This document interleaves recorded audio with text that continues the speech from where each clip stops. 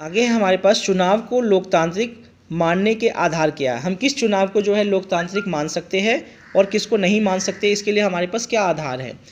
तो चुनाव कई तरह से हो सकते हैं। लोकतांत्रिक देशों में तो चुनाव होते ही हैं, यहाँ तक कि अधिकांश गैर लोकतांत्रिक देशों में भी किसी न किसी तरह के चुनाव होते हैं। चुनाव लोकतांत्रिक हुए हैं, इसे जांचने के लिए हमारे लिए क्या पैमाना है। हमने अध्याय 1 में इस सवाल पर हल्की सी चर्चा की थी। हमने वहाँ अनेक देशों के चुनाव के उदाहरण दिए थे जिन्हें हम लोकतांत्रिक चुनाव मान सकते हैं। मतलब चैप्टर 1 में हमने पढ़ा था, कुछ उदाहरण दिए हुए थे और उसमें ये बताया गया था कि किन किन चुनावों को जो है हम लोकतांत्रिक मान सकते हैं। आइए वहाँ सीखे सबक को याद करें और लोकतांत्रिक चुनाव के लिए ज़रूरी न्यूनतम शर्तों के साथ अपनी बात की शुरुआत करें। यानी जो भी चीज़ें हमने पढ़ी थी उसको याद करके और आगे जो हम अपनी बात को रखते हैं।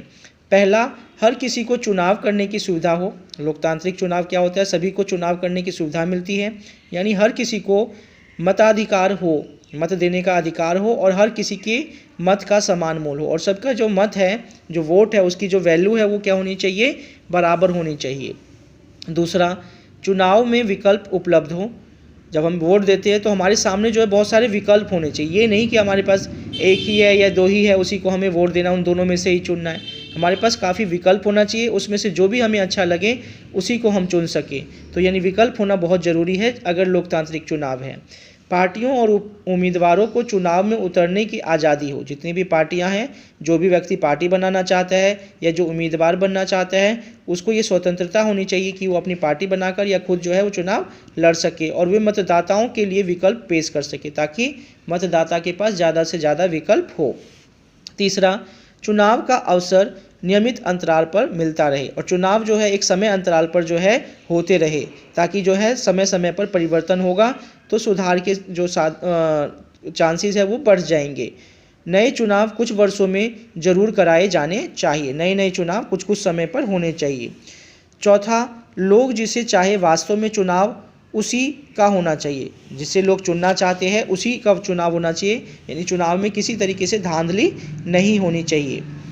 पांचवा, चुनाव स्वतंत्र और निष्पक्ष ढंग से कराए जाने चाहिए। चुनाव कैसे होने चाहिए, स्वतंत्र होने चाहिए और निष्पक्ष होना चाहिए। किसी भी सरकार का या किसी भी व्यक्ति का उस पर प्रभाव नहीं होना चाहिए। लोग अपनी सचमुच अपनी इच्छा से व्यक्ति का चुनाव कर सके। ये शर्तें बहुत आसान हैं और सरल लग सकती है, लेकिन अनेक देश ऐसे हैं जहाँ के चुनाव में इन शर्तों को भी पूरा नहीं किया जाता। बहुत सारे देश ऐसे हैं जो ये शर्तें हमने पढ़ी किसी भी लोकतांत्रिक चुनाव की, वो शर्तों को पूरा नहीं किया जाता है। इस अध्याय में हम अपने देश में हुए चुनाव पर भी ये शर्तें लागू करके यह जानने का प्रयास करेंगे कि हमारे यहाँ के चुनावों को लोकतांत्रिक कहा जा सकता है या नहीं। यानी ये जो हमने रूल्स पढ़े, इस रूल्स को जो है हम अप्लाई करेंगे अपने देश पर और हम चेक करेंगे कि हमारे देश के अंदर जो है जो चुनाव हो रहे हैं वो लोकतांत्रिक तरीके से हो रहे हैं या नहीं हो रहे हैं।